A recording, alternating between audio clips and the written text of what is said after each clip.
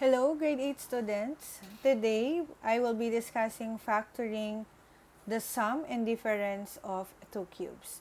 So for our learning target, I can factor binomials that are sum or difference of two cubes. But before we factor these binomials, let us first recall perfect cube numbers and perfect cube variables. So perfect cube numbers obtained by multiplying a whole number to itself 3 times. Examples are 1, 8, 27, 64, 125. And perfect cube variables are variables whose exponent is divisible by 3. Examples, x raised to 3, m raised to 24, z raised to 99.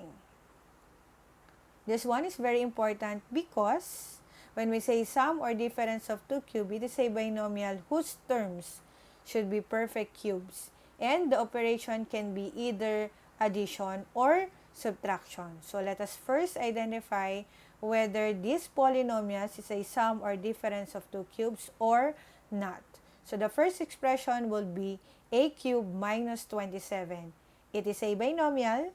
Next, two of the terms or both of the terms are perfect cubes because the exponent of a is divisible by 3.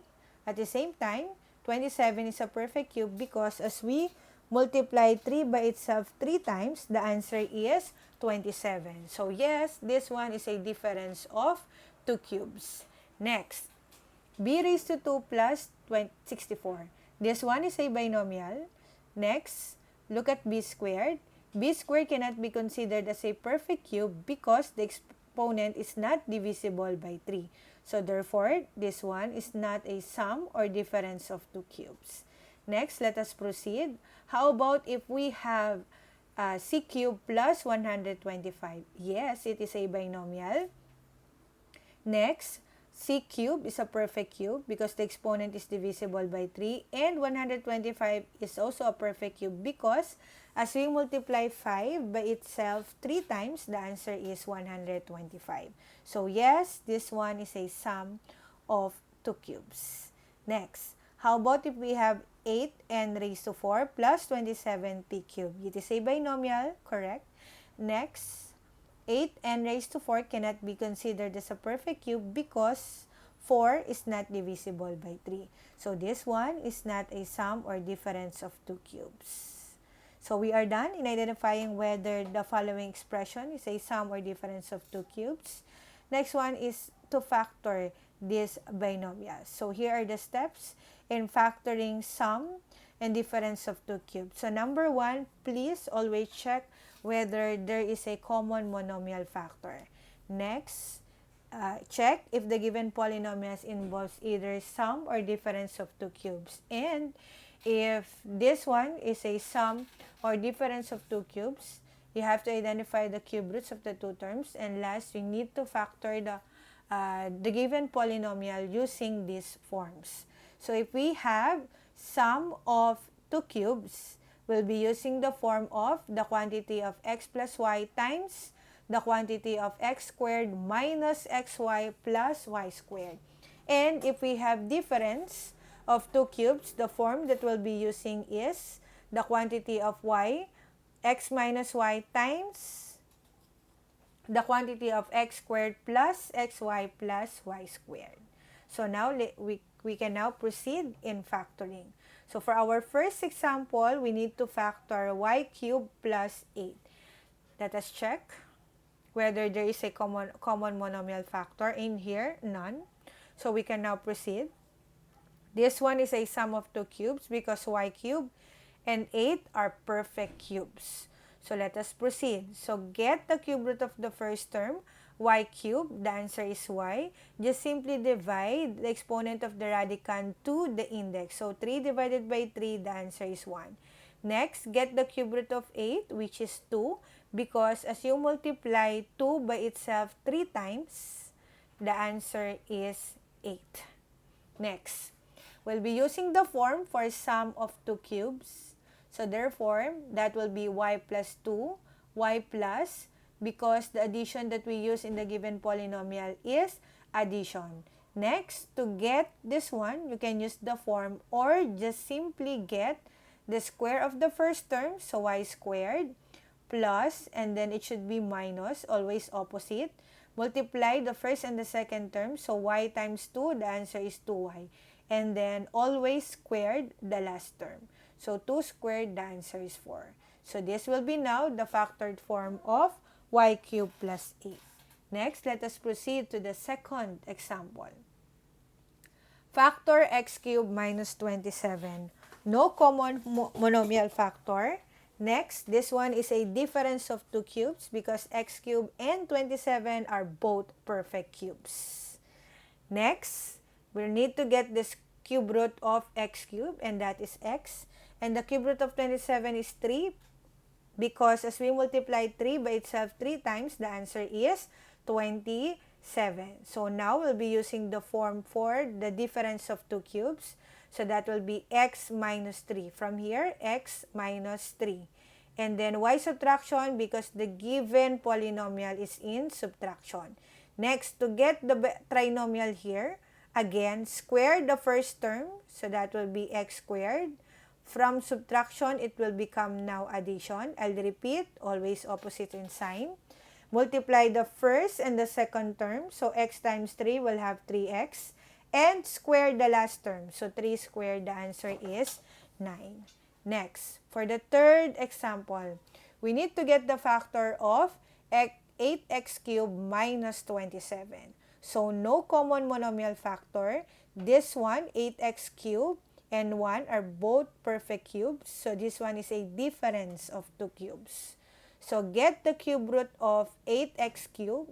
So again, it's 2 for the cube root of 8. And then cube root of x cubed will have x. So that will be 2x. And then the cube root of 1, it will just be 1. And then the binomial now is 2x minus 1. Then to get the trinomial here, we just need to square the first term. So 2x times 2x, the answer is 4x squared. Next, subtraction, it will become now addition. Multiply 2x and 1 will have 2x. And square the last term. So 1 squared, it means 1 times 1, that will be 1. So this will be now the final answer or the factored form of 8x cubed minus 1. Next, let us proceed to the fourth example. Factor 8n cubed plus 27p cubed. So here, this one is a perfect cube. Okay, both of the terms are perfect cubes. And we don't have also a common monomial factor. So therefore, get the cube root of 8n cubed, which is 2n. And then get the cube root of 27p cubed, which is 3p. Then proceed to the binomial. So we'll have now 2n plus 3p. To get the trinomial here, square the first term. That will be 2n times 2n. The answer is 4n squared. Addition, it will become now subtraction here. Then multiply 2n times 3p. The answer is 6np. And last step is to square the last term, which is 3p times 3p. You will have now 9p squared. And let us now proceed to our fifth example. So factor x cubed, y cubed plus 8. Definitely, we don't have a common monomial here. Next, this one is also a perfect cube because the exponents are all divisible by 3. At the same time, 8 is a perfect cube number. So get the cube root of x cubed, y cubed, which is just simply xy. And get the cube root of 8, which is 2. Next, the binomial now will be xy plus 2. And then, to get the trinomial, just simply square the first term. So that will simply xy times xy will have x squared, y squared. Addition, it will become now subtraction. Then multiply xy times 2 will have 2xy. And then square the last term, 2 squared, the answer is 4. Okay, as we check our final answer, you can use distributive property or you can use distributive method in checking whether your factored form is correct or not. Next, let us now proceed to the last example. Factor 59 x raised 54 x raised to 9 plus 16. So here, as you can see, 54 and 16 are not perfect cubes. Because here, first step is again to check whether we have a common monomial factor. And yes, we have a common monomial factor which is 2. So, we're going to first check factor this one. So, that will be 2. So, we'll just simply divide 54x raised to 9 divided by 2. You will have 27x raised to 9. Then, 16 divided by 2, you will have 8. And as you can see, looking at this binomial, this one is a sum of 2 cubes. Because both of the terms are perfect cubes, we have here addition. At the same time, it's a binomial. So we will now be proceeding in getting the factored form of this one. So we'll have now 3x cubed plus 2 as the binomial. And then, multiply it to this one. Okay, so 3x cubed times 3x cubed will have now 9x raised to 6. And then, from addition, it will become now subtraction. And then, multiply. 3x cubed times 2 will have 6x cubed. Then, square the last term, we will have 4. Next, this one is the factored form of this binomial. So, the final answer here is this expression, and then please include 2 in the factored form. So, therefore, the final answer as for the factors of 54x raised to 9 plus 16, your final answer should be 2 times the quantity of 3x cubed plus 2 times the quantity of 9x cubed minus 6x cubed plus 4. That's it. Thank you so much for watching. Please access your Quipper account for the next asynchronous class. Thank you.